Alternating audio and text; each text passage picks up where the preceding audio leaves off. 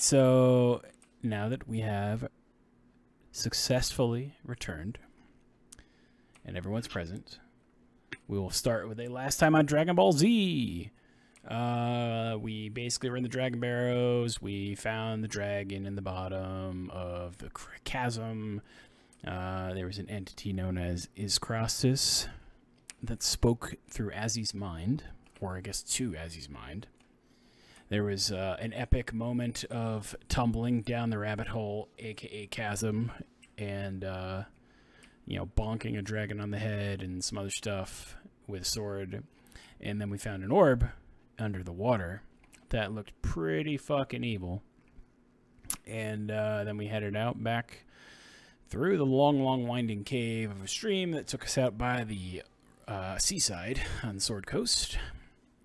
We then circled back, got our goodies and pack animals that we had left outside the vicinity of the barrow.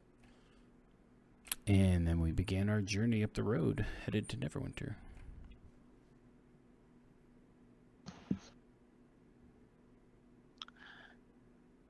Does anything look odd as we are going to Neverwinter? Is the sky an odd color?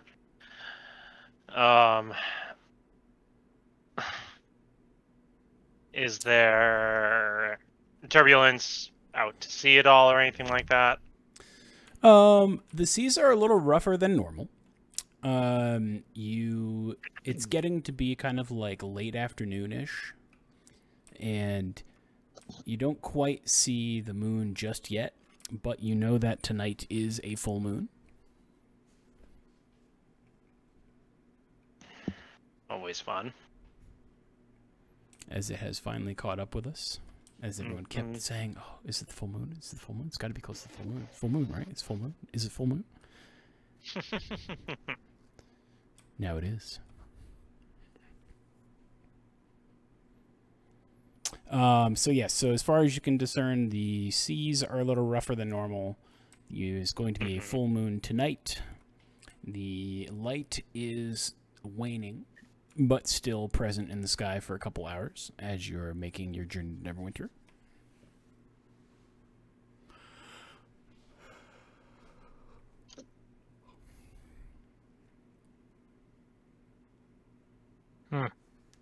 So back to town. Yeah, I was about to say, how long will it take us to get there? Probably about 20 miles. Yeah, so probably the equivalent of like what?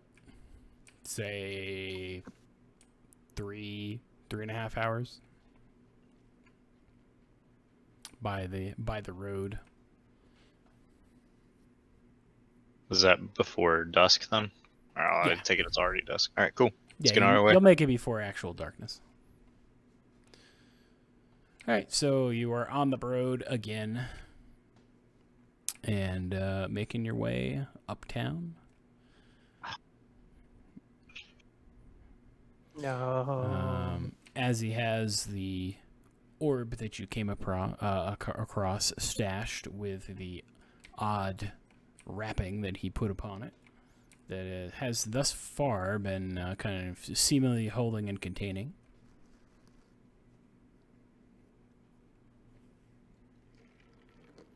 Let me do a little check here. 1 second.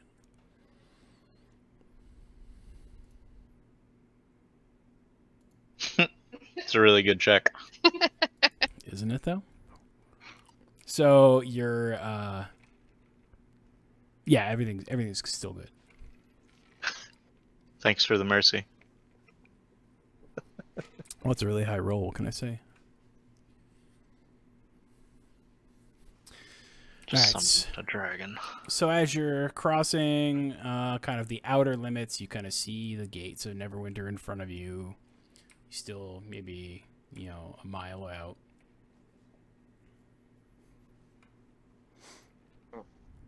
The pack or the wrapping that you kind of put around the orb seems to feel a little warm to you currently.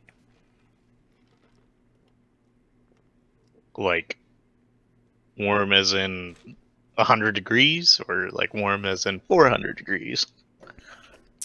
Well, I mean, you weren't able to actually touch it previously, so you didn't really have a good idea or understanding of kind of its ambient temperature, let's say.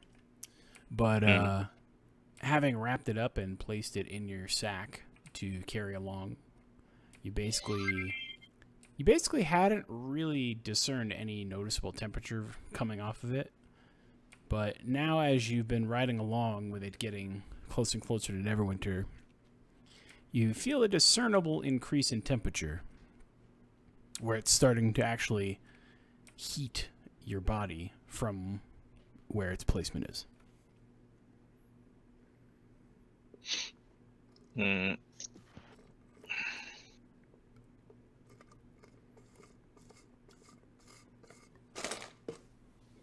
Aziel kind of ride off to the side and ride up beside Castor and ask him what he knows about magical artifacts, I guess, like this, because it's starting to get a little bit warm. What the magic? What? Trying to think. I think he Did said you it's just say magic. magic? What do I know about magic? Well, Um, the reason I'm asking you is because you're familiar with religions and all that, and this is quite possibly something that is draconic in origin because it was controlling a dragon. So I was just curious if I can. This is the thing. Would I be able to tell any religion to see about this ring? Well, I mean, you could certainly roll and find out. Do none of us have high arcana? +0 in Arcana. Does that help?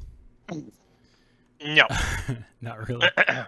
All right. So, from your knowledge about, varieties and scopes of religions, you can tell that this has absolutely nothing to do with dragon rites or religions. But beyond that, you have no fucking clue. I know. Great. Should I try with Arcana? It's a ring.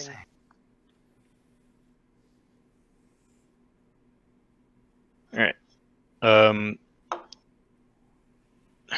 How do we get in touch with the fucking starry robed assholes then? Because I don't want to drag this thing as it's radiating heat into a fucking city, Oh, yeah, west you of... see magic stuff, right?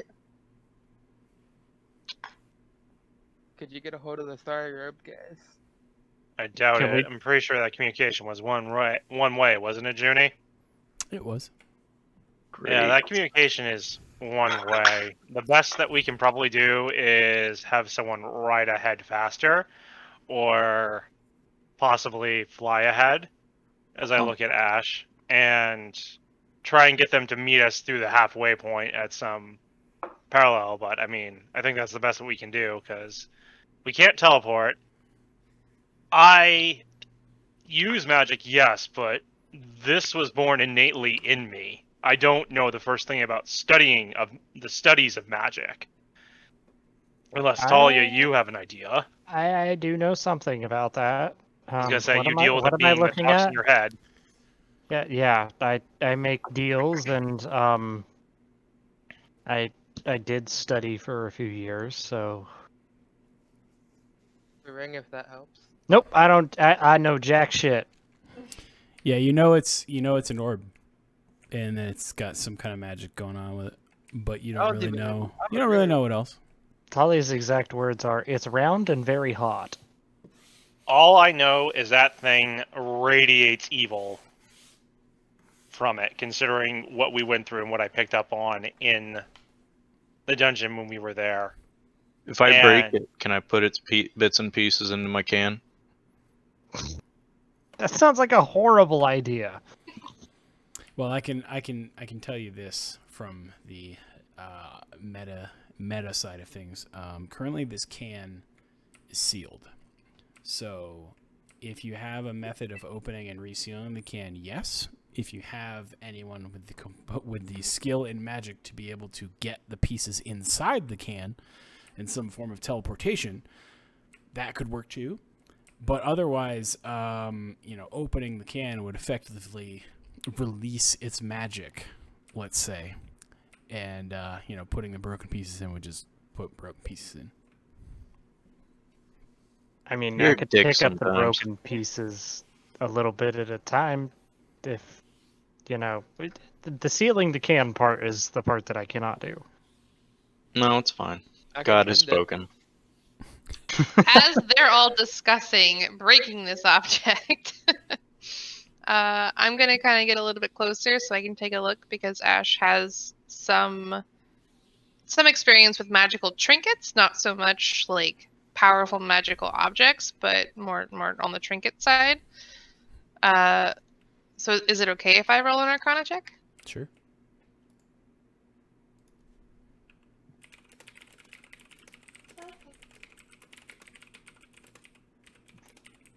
Big think. Ooh. Somebody did a critical thonk.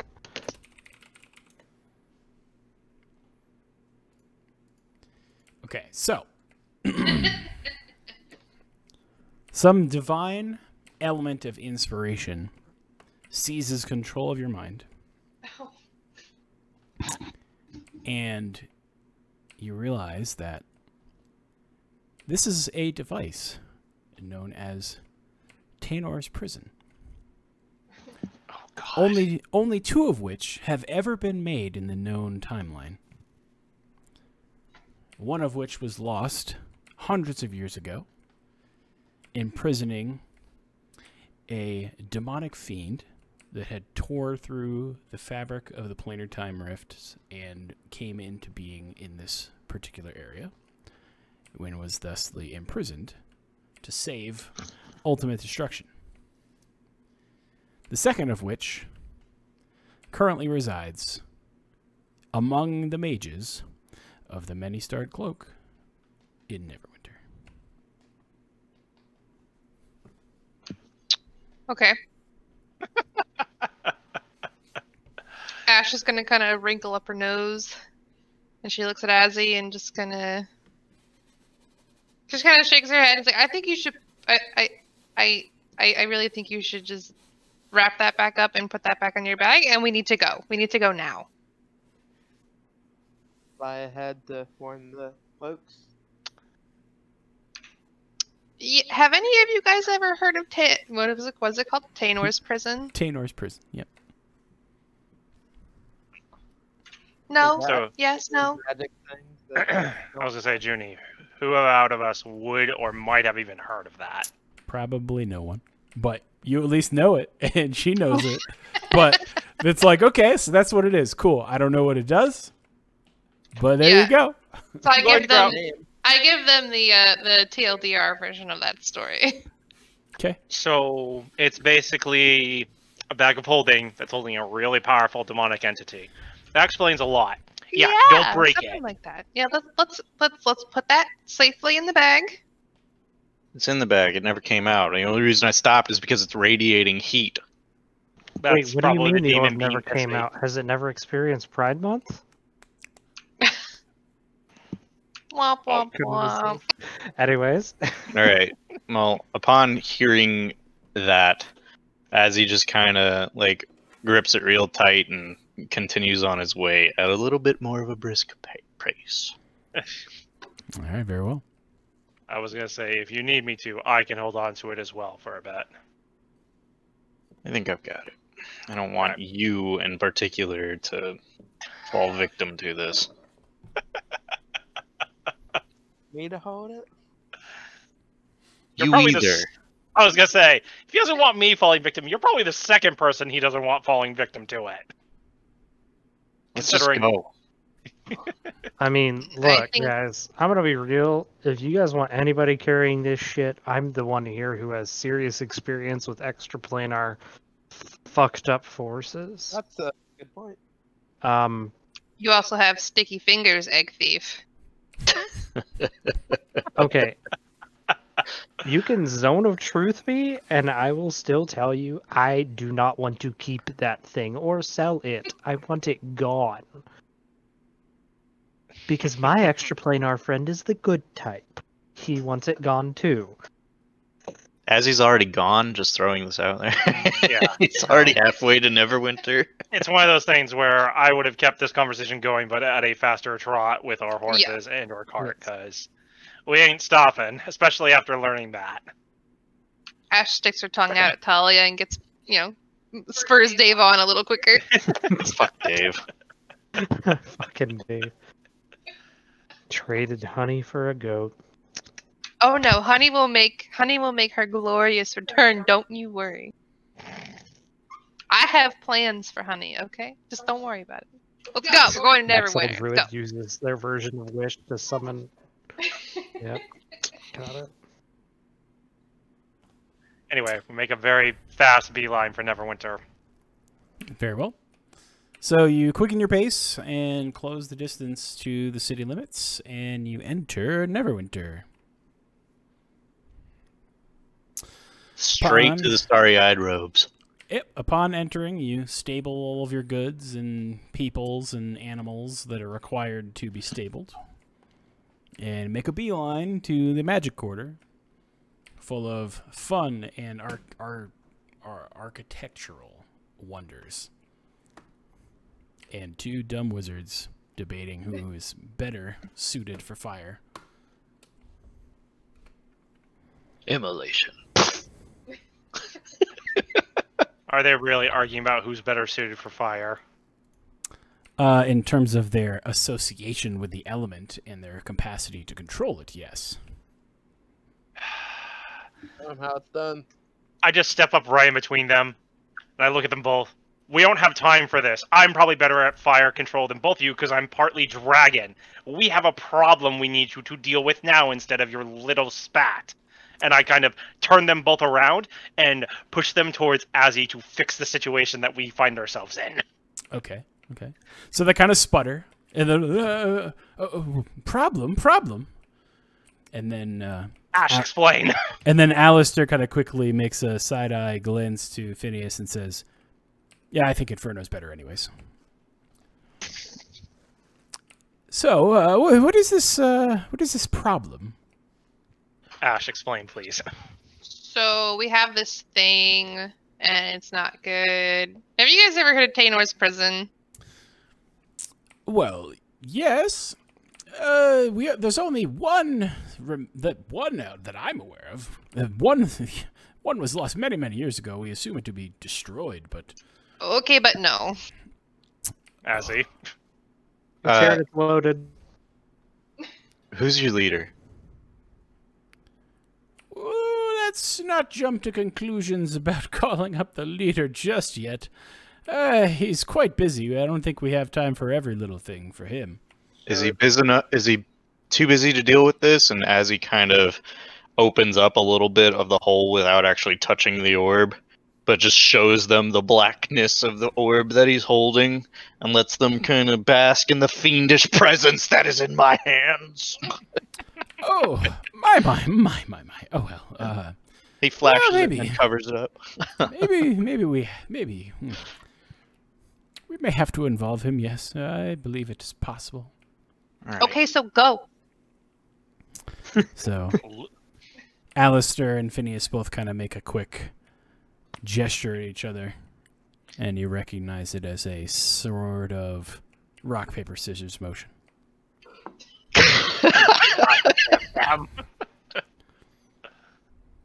What is it? Critical Role calls it? Boulders, shears, parchment? Yes. Wow. And Alistair has lost, so he is forcefully and reluctantly sent scurrying to go talk to the headmaster, the master of the many-starred cloak. in the meantime, while we wait for your headmaster to get off his butt and deem us with his presence, where is going to be the safest place to keep this thing, because it is radiating heat, as our Cavalier friend Azzy has informed us of, and I have a sneaking suspicion that whatever is trapped in there, whoever it may be, is not happy. Ah, well, hold this for a moment. And he hands you his little staff that he had in his hand. Mm-hmm. I hold. He waves his hands in the air a little bit, levitates the orb up out of the wrapping that you had it in, and in a quick incantation of mumbled old man words, you see a many hexagonically shaped prism of types form around it. It kind of contain it in like a magical barrier. As he pipes up, it should be noted that whatever presence is in that orb was controlling a brass dragon, a very large one. And albeit probably fairly old, we haven't seen many of them in these parts as of late. Yeah, you got any healers? Is Crass, I believe, was his name, right? Is Crass. Is Crastus? As he accurately recalls the name and pronounces it accurately, seeing as how it was in his head and that moment scarred him for life. So Is I was in your head Solid. too. Is Crastus. I don't recognize the name, but that doesn't mean that we don't have record of it somewhere. great. Well, it needs medical attention. And being that it's a brass dragon and most likely on our side, especially having been imprisoned, shall we say, by that presence, we should do what we can to save it. Well, what sort of ailment does it have? As he kind of looks down, Suffered Well- a massive blow to the head from rocks. It's pretty much going to live, but its recovery will be based around the fact that it's not going to be the creature it once was. it's a little bit more than that. I might have poked its brain with my sword. Oh. Well. It's still alive. Not certain how much aid we can render, given that.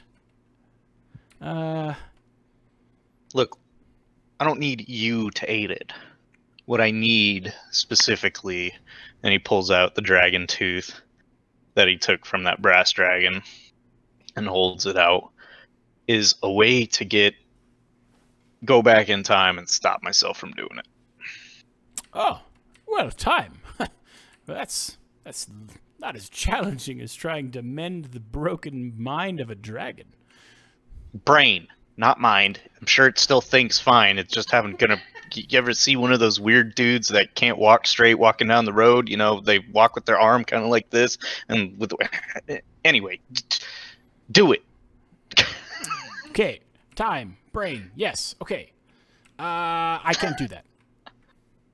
Who can? Well, probably. Let me guess, the one who could do it is the one that we're trying to deal with. Yes, Tamara. Okay. So we still need the serpent scale. The sea serpent scale. This is getting out of hand. It's been out of hand. Ever since that dude decided to play with time magic, it's been out of hand. See what you did, No, John? it's been you out of see what you hand. did? This is your fault. It's been out of hand ever since we agreed to take the fucking job. I don't know what you guys are talking about. We did fantastic, and by we, I mean I, with, getting the first item. Yeah. This didn't start going to shit until this whole dragon fiasco and the whole werecat fiasco. So as you're discussing and or debating the successes or failures of your prior acquisitions, Alistair returns with another wizard. Yes, I'm Tynan.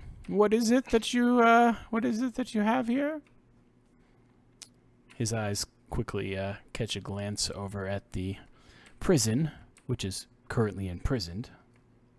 Oh my. Well. Well, I'm glad you called for me. Let's take that up and get it properly secured for now. I have a question. Okay. Is there a reward for this? Because I really need a sea serpent scale. It's to be known, I do not feel bad about what I did. I would have gladly finished it off, but since people won't let me do that, I'm gonna fix what I broke. Well, I believe that could be made in order. Yes, let's see to this first. And Tynan kind of snaps his fingers in the air, and the scenery around you and everyone else in the scene changes to the interior of a tower. Oh. All right, Phineas, place the object over there. He points towards a small little stone pedestal towards the back side of the room. You said something about a scale? Yes, of a sea serpent. Oh, sea serpent scale. Yes.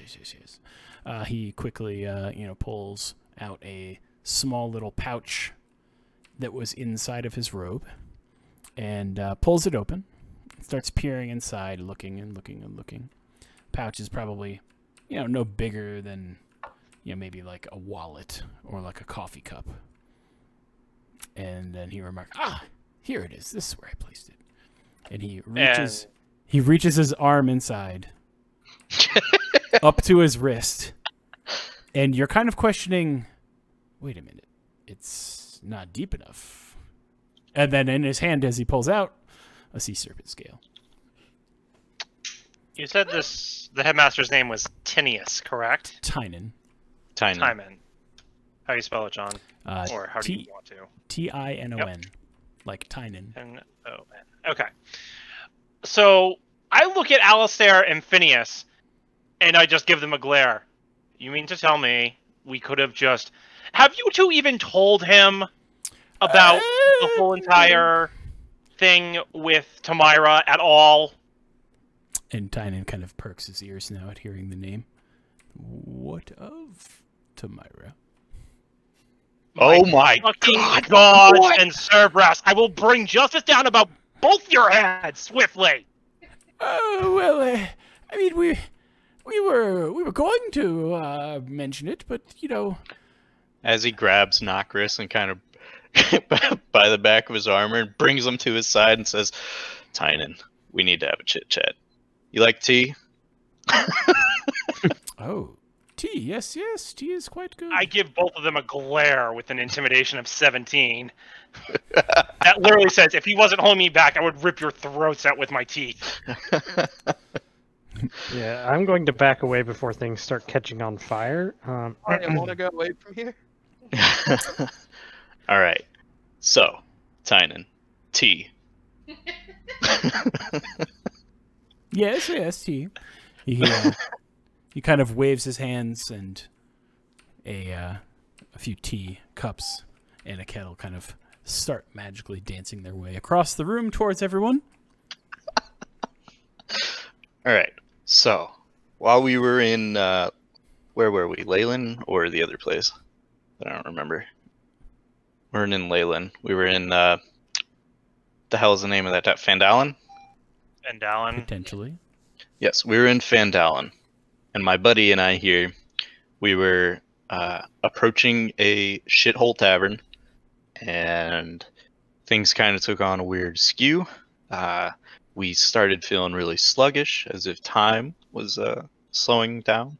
But this person, in the same robes that you are wearing, with a very peculiar amulet around his neck, was walking normally. He was picking up things. He robbed the place blind, then just took off with, smiling at us.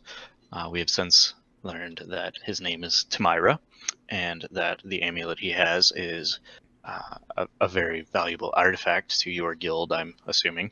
And we were given a task, a very important task, to retrieve a griffin's feather. And I point at whichever one of the fucking Oh wait, no, we haven't given it to them. I point at Ash, and we acquired a Griffin's Feather. Now we have acquired a Dragon's Fang, although it's not a green Dragon's Fang. And I point to Phineas, I think is the one I gave it to. Mm-hmm. And now we have the Sea Serpent Scale that we were also told to acquire. And I also look at Phineas and whatever the fuck his name is, and just kind of give a very menacing smile. And I'm just like, I'm a little bit frustrated right now because it seems to me like you guys should have these types of items, and I've spent the last week, we have spent the last week, traipsing around, this land to acquire these goods for you to make this counter spell to confront Tamira, and this needs to happen. I see. Kind of makes a dismissive glance at the other two. I will deal with them shortly. But it seems that you're looking for an amulet of weighted time. Yes. Which I have right here. And he pulls Oh, yet another my object fuck. out of his little purse. God damn it. It's all you I joins used in on the glaring. Druidcraft. I used Druidcraft to make some vines, and I smacked the shit out of both of these little tiny fucking wizards. Not thorns, just regular vines. Just enough to fucking sting. And you know what? Make it poison ivy vines. Oof. They have brought the wrath of the forest down on them, a very angry sailor, someone who's made a pact with the old gods, and a paladin who has threatened to bring the judgment of Savras down on their heads. They are not very good at this game that we call life. So as he then hands over this amulet of weighted time, he also remembers, kind of thinks and makes a note.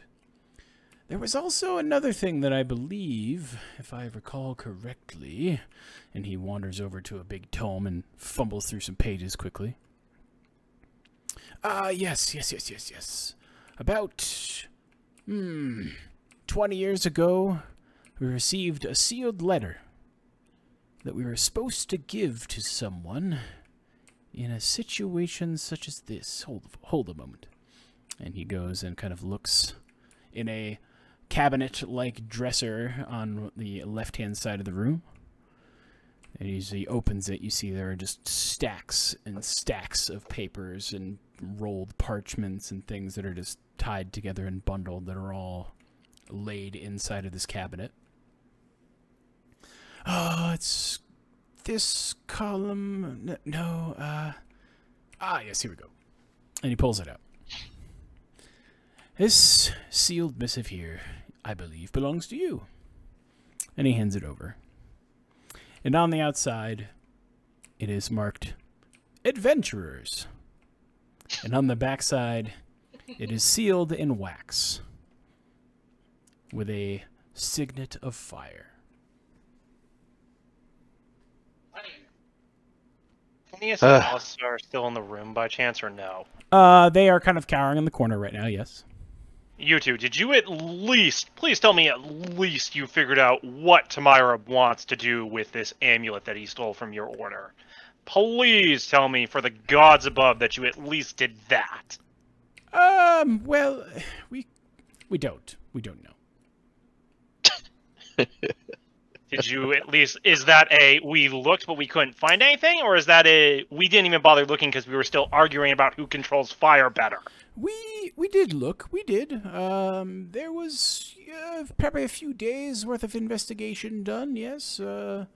But, you know, these kinds of things, could you truly know a man's interest in his desires to what he might do with the power of time? I get the very sneaking suspicion your interest and divine will right now is to live and not make me angrier as I look at them. Oh, you may be correct, yes. Absolutely. I turn to Tinion and ask, do you know why Tamira might be wielding this ancient artifact of extreme power? That I do not. But I will say the presence of the prison, with your presence, this sealed note, the stone of weighted time, and the other prison, 3 floors above me, does seem very suspect. As he opens the letter. Okay. And starts reading aloud. Well, okay. I will, I'll show you the letter and we'll see if you want to continue reading it out loud or not. Okay. Oh boy. Oh, that sounds no. bad. And if you want me to read it, I can read it, but it's up to you. You're reading this, then our plans have finally worked. We've been trying to undermine this entire moment for hundreds and hundreds of cycles, I would imagine, because time is a fickle thing. Oh, and don't speak of this note to us, as it will destabilize the timeline.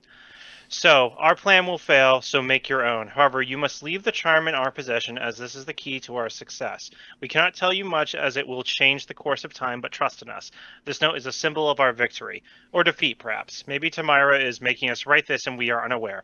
Oh, drat. Well, here's to hoping, I suppose. Alistar and Phineas of the future.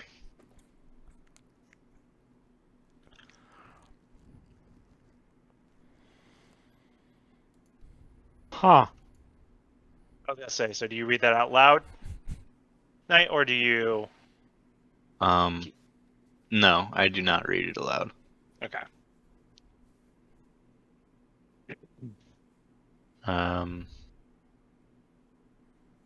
Wait a minute.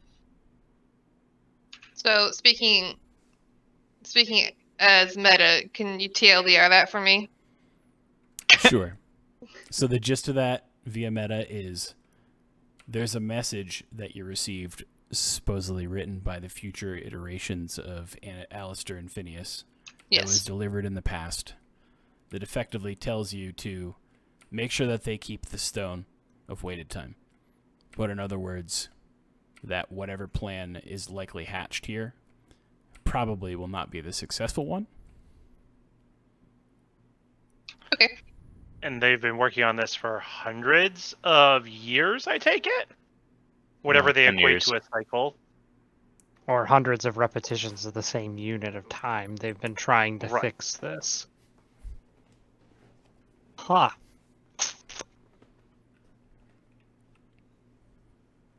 Okay. As he folds the note and puts it back in his pocket and says, "We'll discuss this later. For now, I think you should keep the amulet, but should we have need of it, how will we obtain it from you?" Oh, that is a fair predicament, I suppose. Let me see if I could open a pathway for communication to me. And he Also- kind of thinks for a moment and waves his hands in the air. And as you should now be able to mind link or speak to Alistair through the magical nethers, as it were, when you desire it. There's Yeah, I don't think you want anything to do with Alistair's nethers. It's gigantic. Also, so this Tamira, do you have any idea of where he might attack or appear next? So Tynan kind of mentions a couple thoughts he has in this regard. Well, given the course of events and the objects we now have in front of us, I would say that he's planning to come here.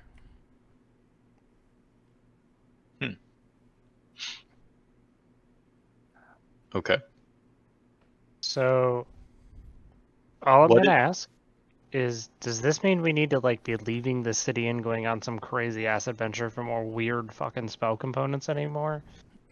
No. Or are we good? Tynan kind of has a chuckle. No. Any wizard worth their salt could get you just about anything you could desire in a matter of moments. God. Any wizard worth their salt, huh? I smack one similar with the poison ivy.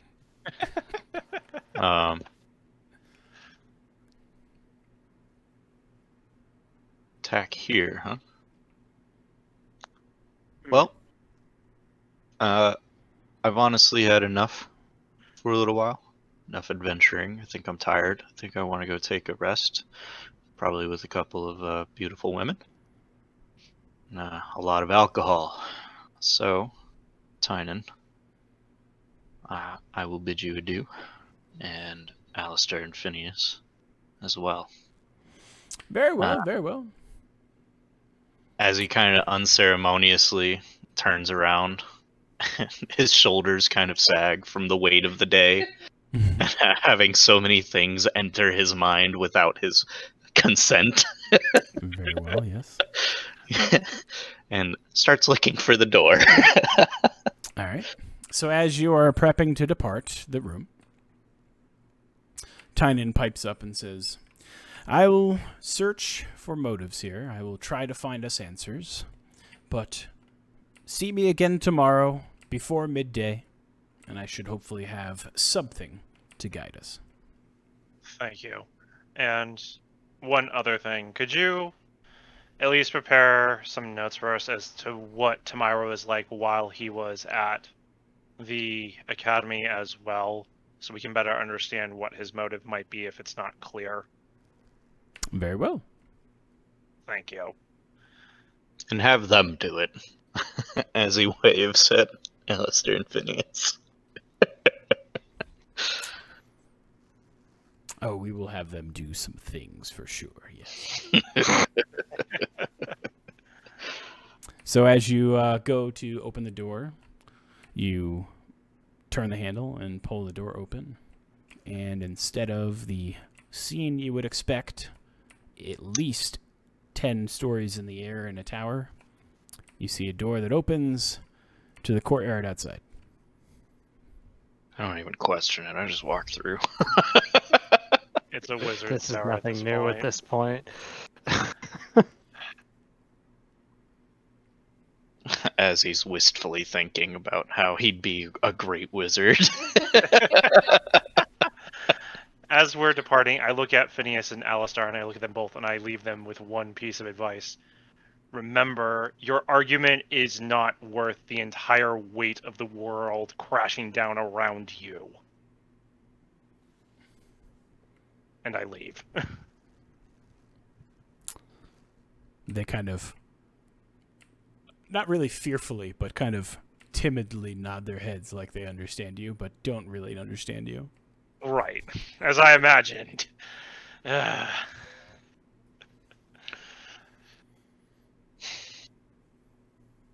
I'm walking out, I do cast message, and I ask, as he once were kind of out of earshot of the wizards in some way, so what was in that note? You did a very abrupt about face in regards to it. He mentally recalls the entire note without even pulling it out. Very well. I then play a game of telephone with everyone, unless, are you guys coming with us, or do you have Oh, things yeah, for sure. to Definitely, because we need to find lodgings. Yep. So, as we're going outside... Give me 1 second here. I just want to check something. I do have a house, but I do not want to be staying in it right now. I want to stay somewhere that's a little bit closer to safer things. So, as we are walking, I relay that particular note to each individual one of you, one at a time, just in case there's anything you need to say back, so then I can ask Azzy of it, since he has the note and he's the one who read it. So I imagine we're kind of all, quote-unquote, in conversation, but we're relaying because it seems like we're supposed to keep this quiet from what has been dictated to me. So I'm trying to do that, at least now, while we're still within, quote-unquote, earshot of a powerful mage, at least in some capacity. Mm-hmm, mm-hmm. It's a really good roll, John. I know. I was kind of shocked, actually.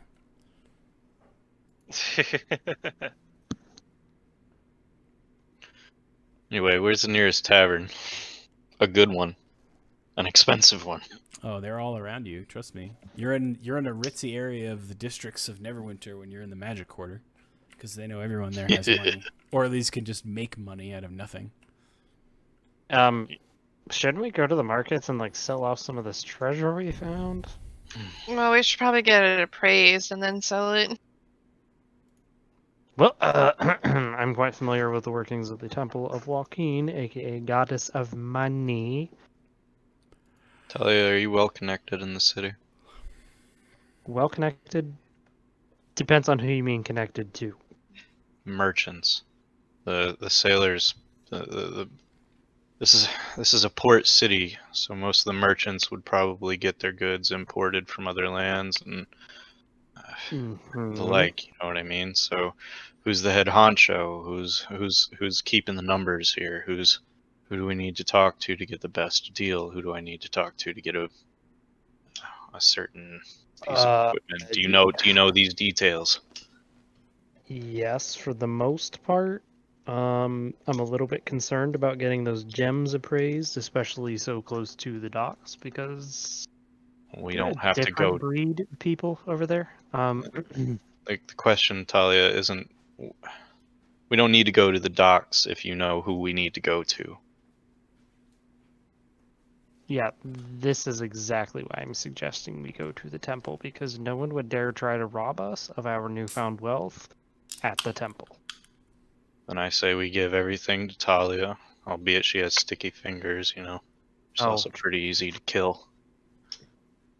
Let me put it this way. After seeing what that one, as I point at knockers, can do, with explosions, fire, things like that, and do you remember that whole part where you cleft vampires in half? I'm not stealing anything from you guys, just other people. As he kind of gives a faint smile and says, Talia, I trust you. You have a questionable moral compass, but I trust you. Just go get us the best deal you can, alright? Done. Would someone mind coming with me? The priests are scary people. I'll come with you. They have morals.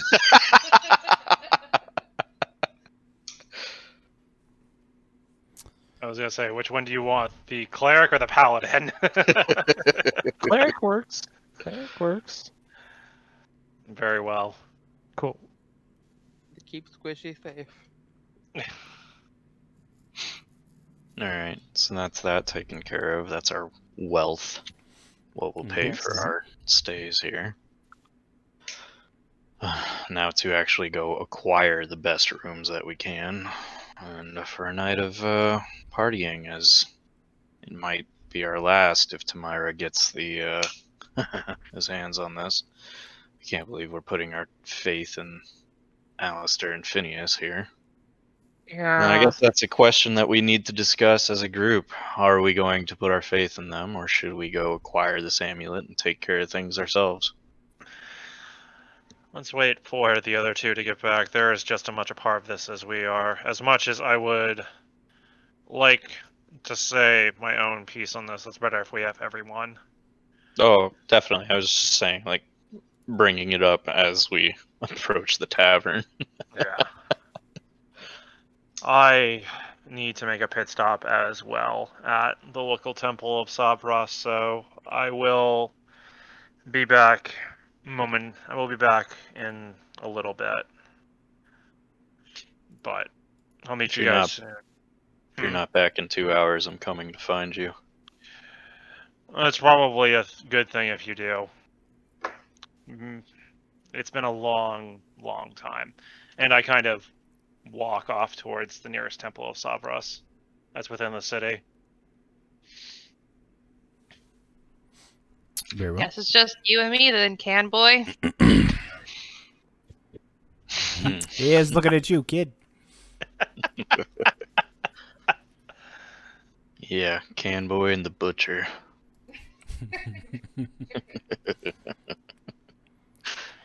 Well, I mean, she can make the meat pies. You can can them, right? At this point, she can do whatever she wants. I ain't fucking with her. having been stuck in a fucking trap like that. Ash just skips by him and goes into the tavern. As he'll walk in and walk up to the bar and immediately inquire about 5 rooms. Mm-hmm. 5 of the finest rooms, and pay whatever the price is, assuming it's not over, I don't know, like 1,000 gold or something. If you're paying This- 1,000 gold, you're a fucking king. I don't offer that. I'm just saying. This particular establishment is in the Magic District, where, shockingly, they may have magicked accommodations. So, if you would wish for 5 rooms, describe them for me, and I will make you them.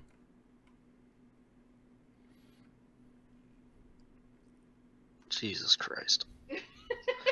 Or you can pick from this book here with pictures, you know, if that helps. It's got All right. pictures. He pulls out a Pulls out picture like book the for you. IKEA catalog. Basically, Ah. yes. Ash immediately describes a room that is basically the glade where her and her mentor used to her mentor used to teach her in this particular glade. So she immediately describes this room to this guy in like scary accurate detail. Oh, yes, excellent. As he pays Ah. attention to it very intently, Mm. committing it all to memory. Upon your completion of describing the particular locale, 100 gold a night. A night. 100 gold a night. I just pop It it is down on the yours. table. Okay, very well. When you walk through that door over there, you will be in your room. And you only see one door.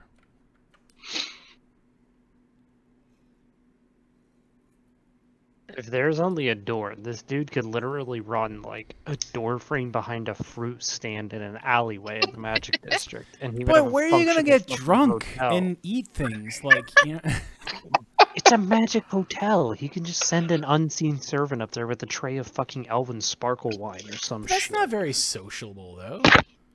They're wizards. They don't need to be sociable. Well, you think I was about to only say, isn't wizards that go the to this whole- place? Do I see any food on the counter?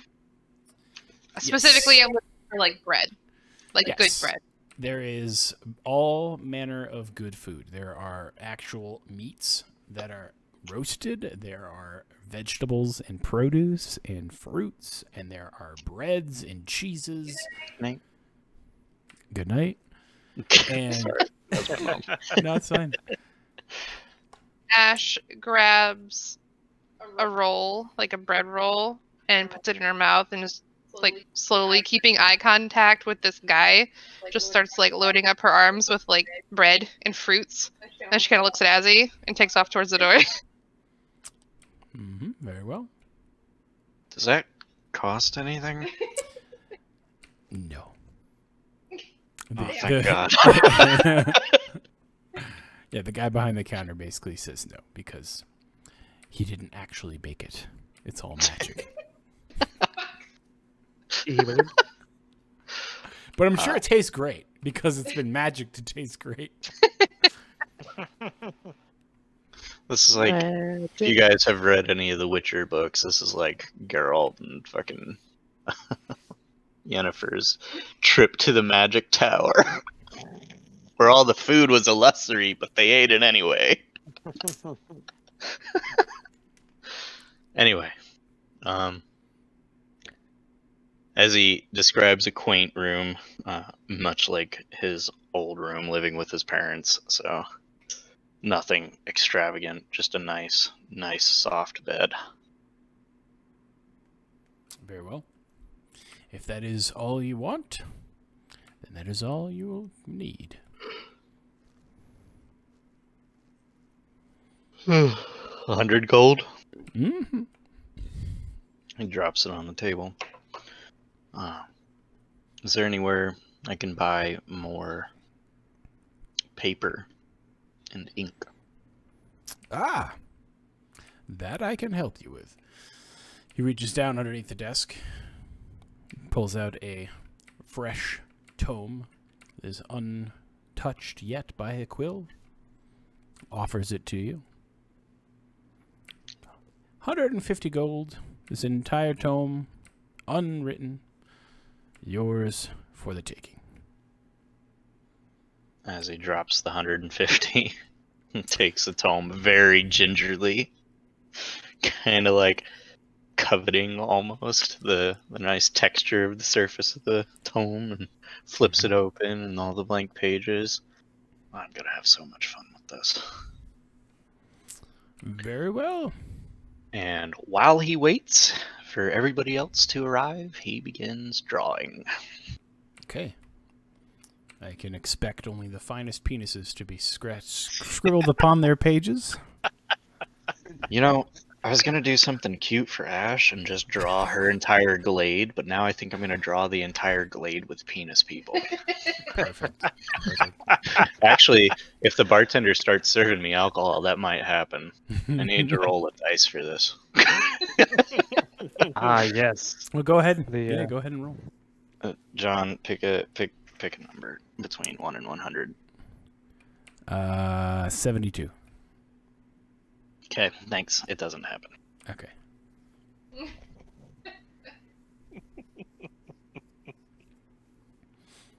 was gonna say the trunks of the trees of this glade particularly strong. The entire trees. Truffle shafts. No, it's a very well done drawing. Has Okay. No illustrated guide to the Forgotten Tribe of Wang. So, as you make your wonderful depiction of the glade in this tome, that definitely has 0 dicks in it, we take a look at the merchants, let's call them, at the Temple of Joaquin. Do. I'm just gonna go to the nearest temple and say, hey, we've got a bunch of treasure and gems that need appraised, like, now. Ah, very well. So you find an appraiser at the temple.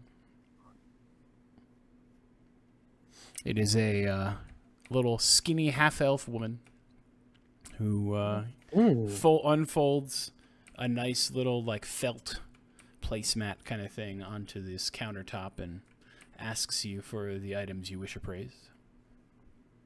Koval, I think you were the one tracking everything that we picked up, right? Yes. Cool. So everything that he would be listing to me right now, all that treasure. Very well. The Alexandrite for 500, an aquamarine valued at 500, an emerald valued at several thousand, moonstone valued at 50, and the final item was an eyelight valued at 60 for the rare gems. Also, a ruby at 300. I have no idea where the ruby came from. That is We already something. dispersed the cash amongst the party, right? It Yeah. was one of the things Yes. picked up in the room that almost killed me with the rocks. You want to go with those gold values one more time, and then I'll divvy it out math-wise? 500, 500, 7,000, 50, and 60.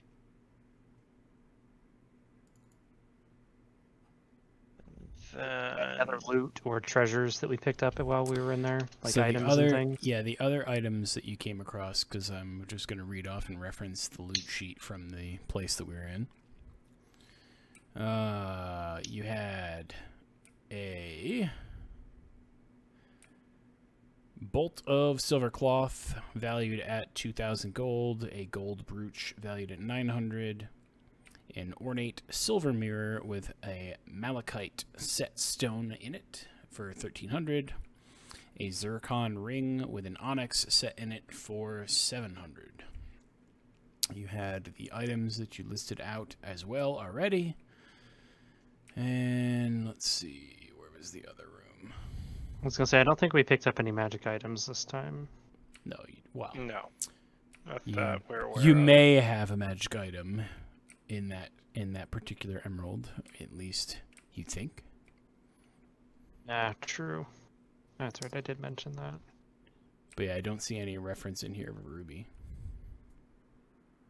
I'm not sure where the ruby came from. It was just in my inventory. I assumed it was the loot we picked up at some point. Okay. In that case, I will ask, put all the items except for that incredibly expensive emerald down. I'll put that one down last, and then ask if we can also have this one identified and potentially checked for magical residue. Very well. So she appraises all the normal gemstones for you and runs the numbers here real quick.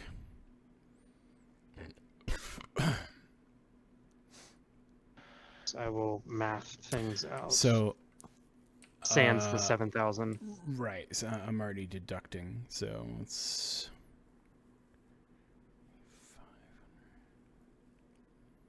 15, 5. So the total remaining amount is 7,000 gold. So you can then distribute that as is necessary for the sale when you make the sale.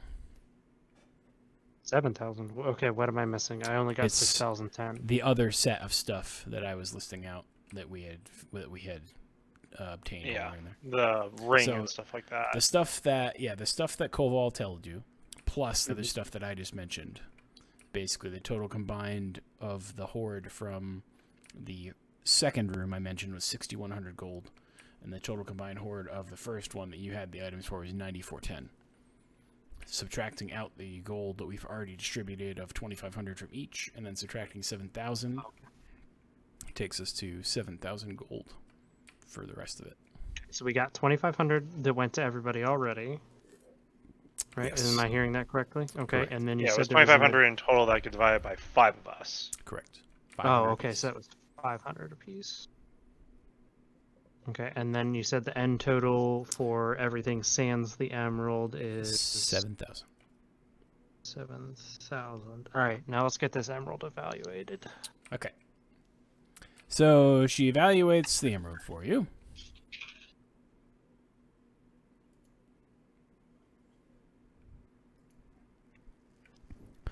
So the emerald does not have any interesting magical properties. It is just a very pure stone of kind of old age. So it's more valuable because it's got more luster to it. Gotcha. In that case, yes, I would like to exchange each of these valued objects directly for coinage Very well. here, because I know that the temple prefers smaller, compact items for the value of coin to store more coin. So she pulls out the book and marks the transaction, and then kind of waves her hand down the counter line for a dwarf at one end who sees her raise his hand, and he kind of pulls a small little chest lockbox kind of thing off the desk and makes his way over to her at the countertop and plops it down and, asks, total. And she relays the amount of the additional 7,000 plus the amount that we're already distributing there for the, and then he pulls out the remaining amounts and hands it over. Okay, so what I'm getting here is the emerald. After the emerald was valued at 7,000, so divided amongst the 5 of us, that's 1,400 apiece. Mm-hmm. Plus the 500 in cash we should have already been awarded. Mm-hmm. And then you said it was. I'm sorry, I totally forgot the first number. 1,000 on the first number, wasn't it? It was 6,100 for the one room and 9,410 for the second room. So at the end of the day, the combined total of everything, once it's been distributed, which at this point will have been distributed, is you'll effectively be adding, let me do the math here, 15 minus 25, so 12,500 gold split by 5 people. Okay. That I can do rapidly. And that's minus the 500 that's already been distributed. That's already been distributed, yes. So the 12,500 is the amount to be distributed from what you just pawned or cool. exchanged. 2,500 gold pieces for everybody.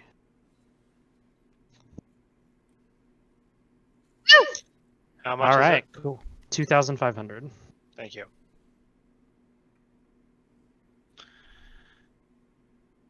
So we each made a flat 3,000 off this adventure. That'll be so much gold for paper and ink on my wizard. I'll be like, That's assuming that your wizard has all the money you've got now. Yeah. oh well. Yeah, I would remember that. The oh well was easy coming.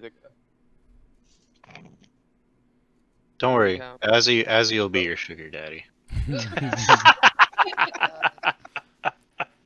Sugar Daddy strikes again. Hey, he's got to have that anime harem protagonist grow somehow. That's right. And his checklist.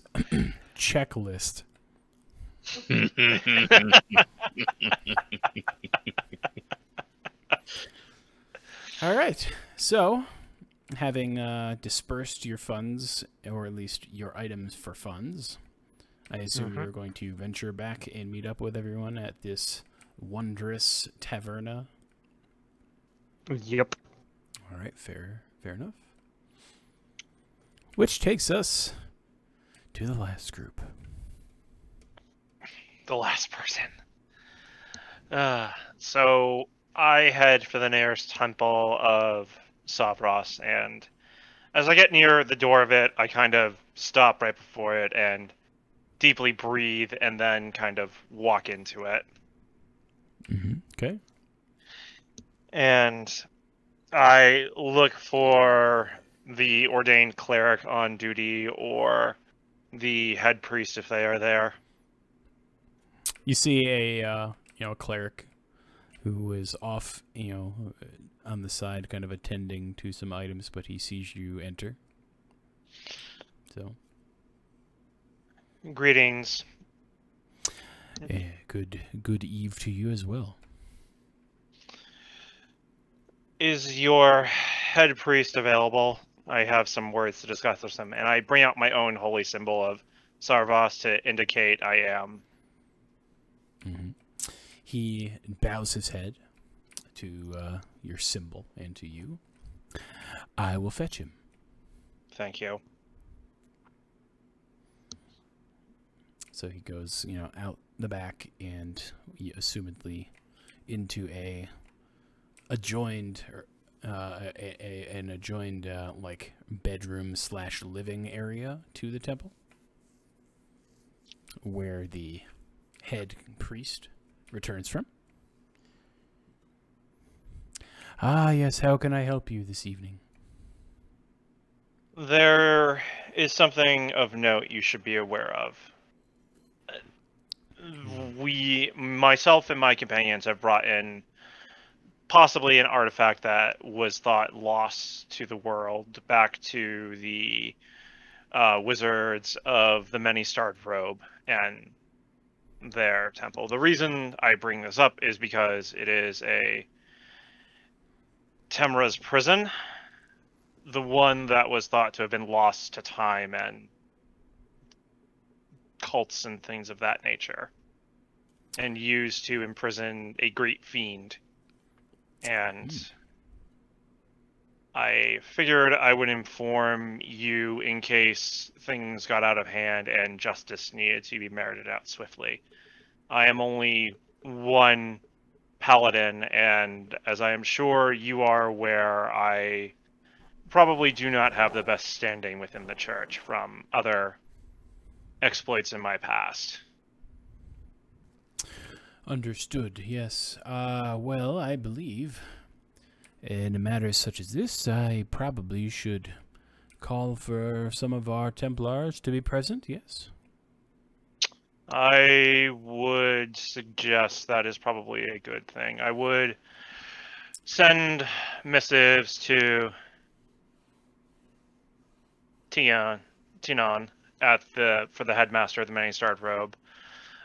Just to be polite, as always, we want to make sure that we present a good impression, as has been taught, and we want to make sure justice is equated out in equal measure should it be needed. But I do not think he would necessarily diswelcome the company of a couple of Templars in case things got out of hand. Yes, very well. I will call for them. And balance in all things. Indeed.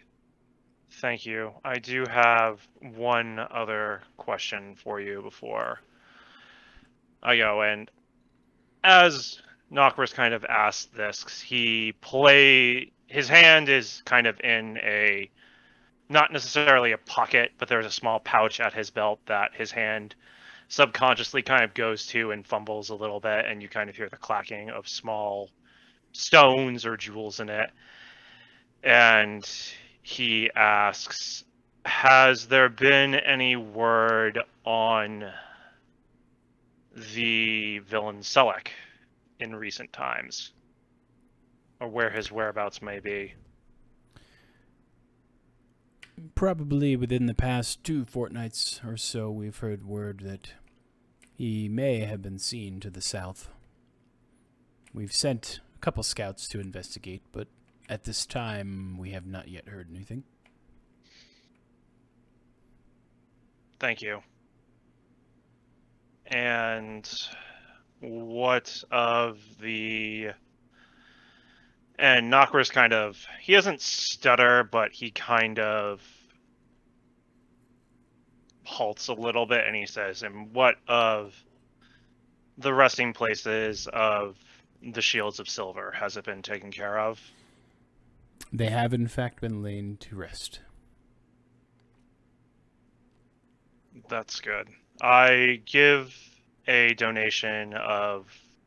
I reach into my other pouch and I take out 200 gold and I give it to the head priest to take care of their graves. Very well. And to also make sure that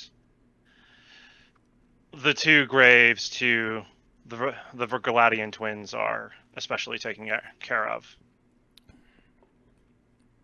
It will be seen to. Thank you. I give him a curt bow and say a small prayer. May justice be swift and decided. And I walk out and go to join my companions. Very well. This shit was deep, yo. There is quite a bit that Nokris does not share with people. And when he does get back, Nokris is not... He doesn't look defeated, but he is not his quote-unquote normal-ish self, per se. He's very reserved at the moment when he gets back, but he's ready to discuss what needs to be discussed at hand. Very well. So everyone is now back at said magical tavern. When as he sees Nokris arrive, he calls the bartender over and says, my group and I wish for privacy, no prying eyes or ears. Can you do that for us? Ah, yes, of course. He basically looks at your table, sees, you know, the amount of you that are sitting there, minus Ash, who has retired to the glade with many loaves of bread. And basically raises his arms in the air as if he's drawing a curtain shut around you. And no one shall disturb you unless you call for them. As he bows his head slightly, thank you very much. So, on to business then. And he gingerly takes the letter out from beneath his breastplate and lays it on the table. For any and all who wish to read, it is here. I'll voice my concerns first if nobody has any objections. Nope. Great. Go ahead and voice away. So, Alistair and Phineas are the ones who appear to be conspiring. We've all seen them firsthand, how much of an idiot they appear to be. Do we wish to trust idiots with the future of Neverwinter? With the future of our own lives? And what of this Tynan character who lets these kind of idiots work for him? I'm not a wizard, and I can out-wizard those two.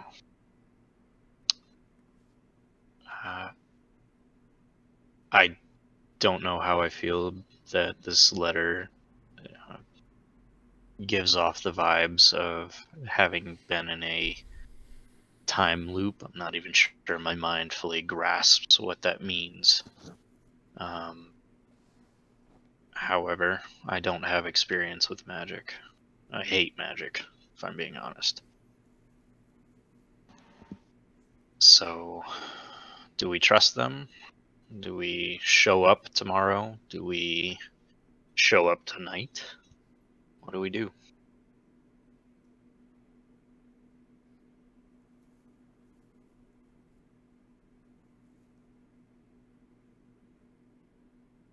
Not Chris Tough is in question. deep thought, so anyone else can go before him.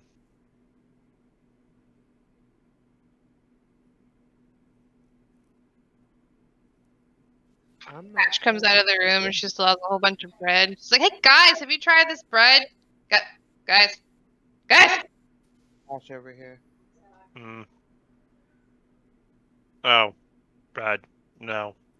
Sorry. Clem.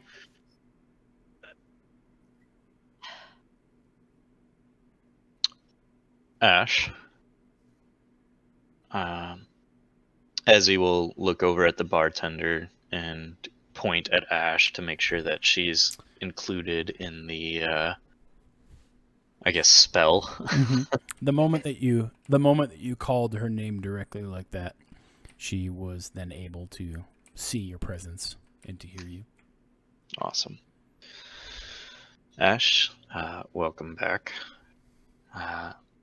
The question was just put to the group, and Ezzy will wave at the letter in the middle of the table on whether we should trust Alistair and Phineas, being that this letter is supposedly from the future, or if we should take matters into our own hands. What? But those two are idiots. Why would we trust them? They may not be as big of idiots as we thought.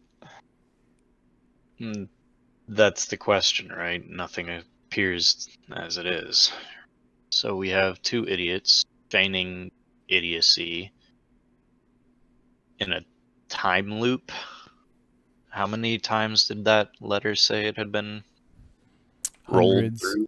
Hundreds upon hundreds of times. And it was at least 10 years old, according to Tynan. Mm-hmm. Yeah, he said 20, but yeah. 20 years old. So How do we even know that those two wrote that letter and it's not a trap or someone else wrote it to try to get our attention? it even says that in the letter, though.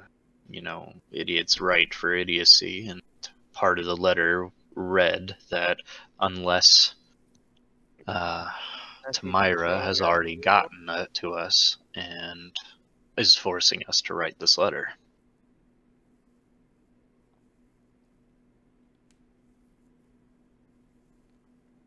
Yes, it's a question of faith. What do we do though if we do take it into our own hands? What can we do? Well, it would be my opinion that we, instead of staying here, stay with these starry-robed wizards until either Tamira shows up and attempts to make away with both of those spheres, those prisons, and the only thing that can apparently counteract that artifact's magic effects, the amulet that Tynan had made. So if we're there, it's just more bodies for him to get through.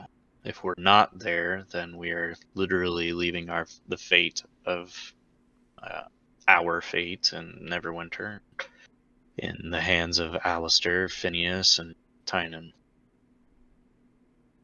That doesn't seem like much of a choice at all. So, obviously we need to be there. What's the letter say again? Can we pull that up? Yes, we can. It should be in player handouts. You should have an Yep. item and titled as Mysterious Note.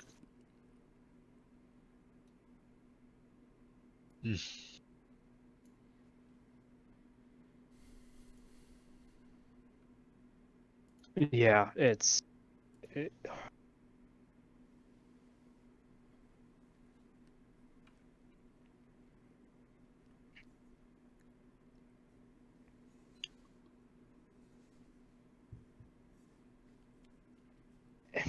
I only know a little bit about this whole time-related stuff, thanks to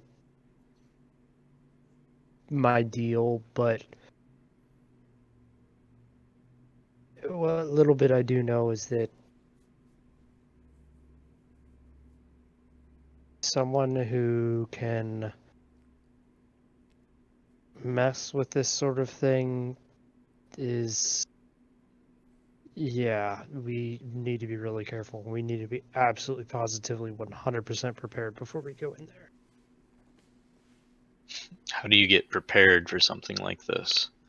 I am exhausted. I have been exhausted since we left that goddamned cave.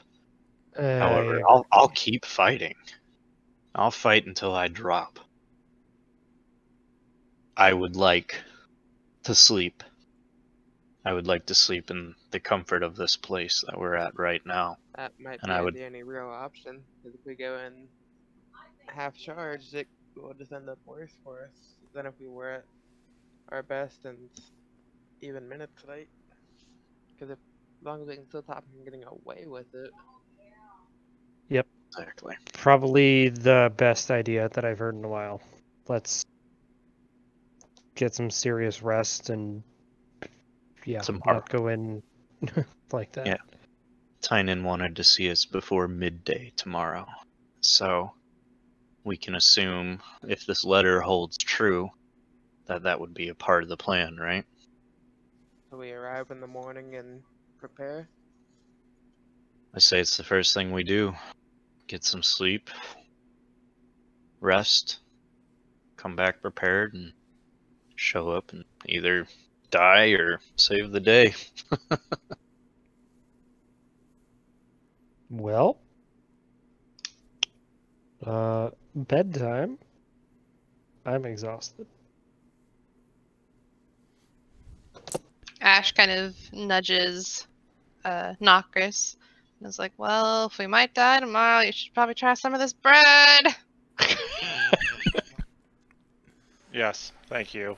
She starts like slowly pushing a loaf into his face. I accept the bread. Thank you. And I eat.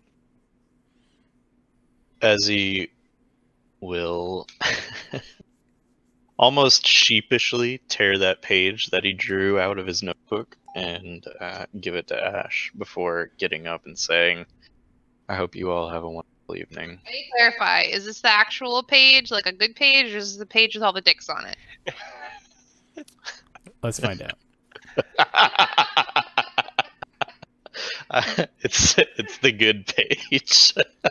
It is the dick page. The fuck it is. Fuck you. I rolled a d10. It was a 2. You rolled for it earlier. You did. he asked for the number, and he said, "Okay, it's not Dick's." Okay, fair. It's a good Now you know what it feels like to have the shitty rolls, huh, Mr. TM? What are you talking about? Don't tease him like that. Are you fucking kidding me? I'm All just of his trying rolls? to get us all murdered, right? Oh my We're god, only stop dex it. based on every roll we have to make now. Ash takes a minute to like realize what it is, and she kind of blushes and stuffs her face with some more bread. As he has already paid the 100 gold for everybody else's rooms, and he says as much, just tell the bartender what you'd like and walk through that door. Thank you.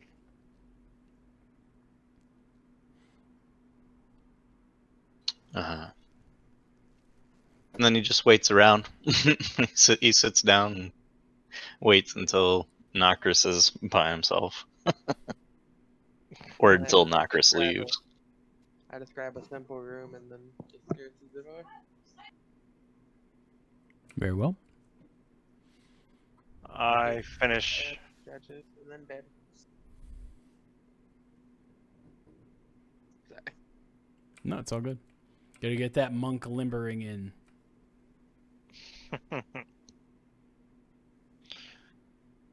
I finish the bread. Thank you, Ash. And I begin to head out. And I head out to go and see the barkeep to describe the room that I want. As he will kind of grab your arm as you pass him. Mm. You're not yourself. What's up? There's a lot stirring right now, and it's reminiscent of many things.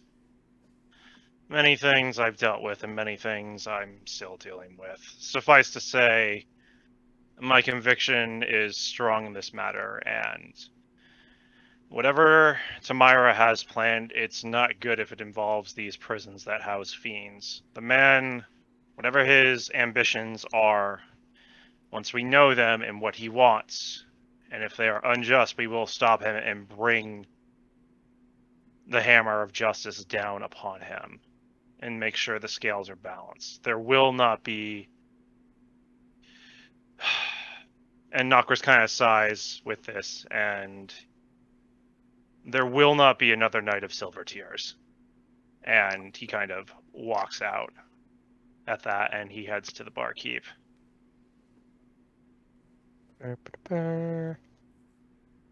And when I get there, I look at him and I say, my room has already been paid for, I've heard.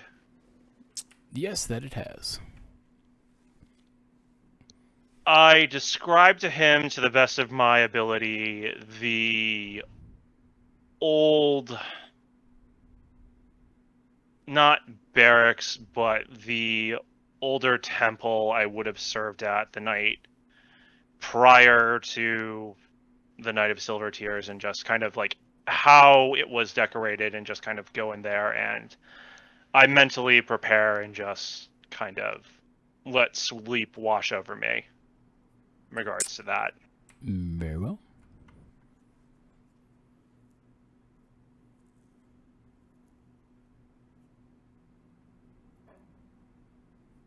Cool. Is everybody in their rooms? Ash is gonna grab as much food as she possibly can hold in her tiny little arms, and she's gonna run through the door.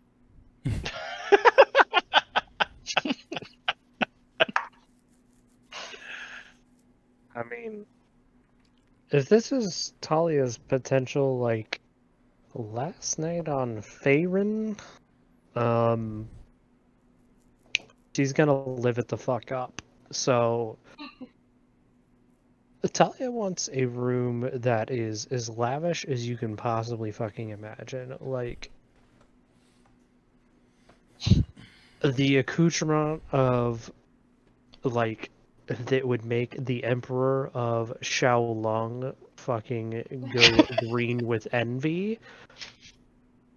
And then immediately tell the front desk clerk, please send a missive to this address via the speediest means possible. I wish to invite my fiance to enjoy the place here.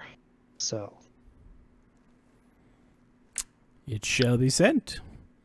He kind of takes the note from you in terms of marking it down, and then magics the missive, and it vanishes from sight, assumedly appearing where you wanted it to be sent.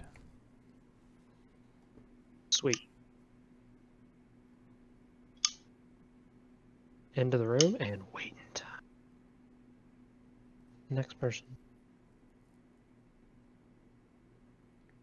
Well, being that I'm the only one left out there, Az is gonna walk up to the barkeeper and ask him what the night of the Silver Tears was.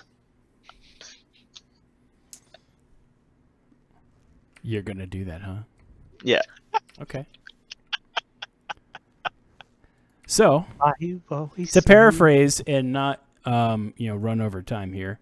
Basically, the Night of the Silver Tears was a moment at which there was a betrayal in an order that Koval was associated with, where many of his mentors and friends were effectively murdered by such betrayal, and he's effectively vowed to seek reprimand and revenge for their deaths, and bring justice upon the individuals that are in fact guilty, or let's say the owners of said crime, Who were? who may or may not be the individuals he was asking about that could be to the south. That one, the barkeep probably doesn't know. One thing of important note, though, to add to that, Junie, is that he will mention that there was only one survivor. Right. Which, let's do some quick math here and figure that out. Maybe not refer to survivor. Okay. I tip him 25 gold. Thank you. And where is the nearest brothel?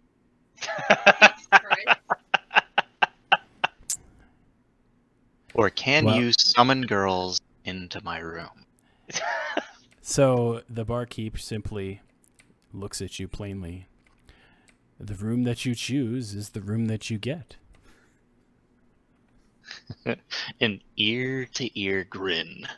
I will be a wonderful magician one day. Nasty. I don't want to go into too much detail, but as he has a good night. Roll a Constitution check for me. Oh my god. Save or check? Just a check. Constitution. Did it roll? Did it go through? You do, in fact, have a good night. One of them at one. Can I click this long rest button now? Yes. Everyone can click the long rest button.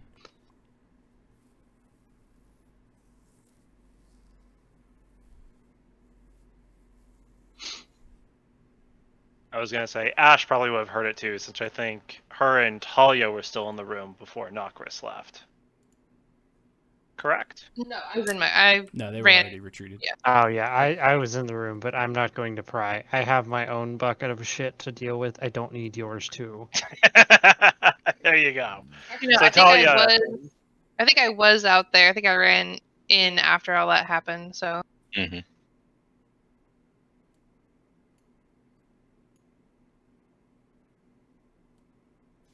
Made sure to change my spells after the long rest for once. After like 7 rests, I no longer have control water. I had Only that control water works on the water in the body. All right, I so had that equipped ever since we went after the people on the cliff side. so everyone takes a long rest, and we can pause here if you would like, this is a good break point for a shorter session before we go into further things. I think it's probably the best, rather.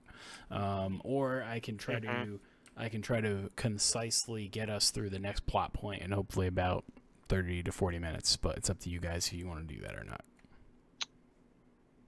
I would say it's probably a good stopping point. I know also that Knight and Kita are still pretty zonked from moving all around, so... Yeah. That was going to be my point as well, because I think you guys were asking for something shorter than normal length earlier. Yep. So. I just did normal length or shorter. Yeah. Not next. Yeah, like this is a pretty good stopping point since we're all. Yeah. That was exactly why I was framing it as this is a really good stopping point because we basically set it up so it's a really good stopping point. Hey, John, I have a question. I might have an answer. So is this how you're gonna kill everybody? They wanted to change out. I'm just curious, like, because if I remember what you said correctly, we still haven't even come close to like the original story or plot for this module. Is that what they're called? Mm-hmm. Well, haven't we actually finished Stormlord's Wrath? You have finished we- Stormlord's Wrath, and we started in on the next one, but It got all fucked up. Started chasing a wizard instead. Wizard was an asshole. if we go back and look at the recordings from the first session as we started in the second module, I was like, yeah, you guys are done there. Like, you could go back down and check out what's going on in Leyland. Like, I'm sure some things have changed, and, you know, there might be stuff to do. And then you were like, nah, we're going to go fucking get this guy, the wizard dude, because we just found out about him again. I was like, all right. High and right. I want to take a minute to actually say thank you, John, because this is like one of the best D&D experiences I've ever had, and to find out that you've been doing it like like segment by segment, making it up, has been it's been a treat, let me tell you. Well, you're welcome. It's fun. I literally took a page out of somebody's like let's call it philosophy on dungeon mastering, where they basically effectively have a rough plan of how the next session will go. And they have some details here and there about like the environment or the characters or the names. And they kind of just make it work. It's based upon how things go. They kind of improv it as it happens. And I've been trying to do that because I think it's more interesting for me to be like, what crazy shit do you guys come up with that makes this happen? And you know, where do I like weave it in so that we get to the plot point while you're basically just doing whatever the fuck and we still get there. And it's been working pretty well so far. It has, and it very much has to me. I gotta say to everybody else here, like, thank you for an amazing experience still. Like, it's been shit. We're fucking role playing, you know what I mean? Like, yeah, there's not many people you get to do that with, so thank you for role playing with me. Inter-party roleplay is not something I get to experience very often, and it's fucking beautiful. For touching your mind. Mm-hmm. I mean, if you want me to touch your mind, I have a 30-foot range. No. Do not touch my mind with that. I don't know what Elder God it's been with. I'm gonna warn you now, Talia, as he might not react coherently if you enter his mind again. Oh no, don't worry. There will be no mind entering after reboot. So, yeah. Unless it's my sword entering somebody else's brain. Beat you to it. Yeah. All right. I'm going to stop this stream there.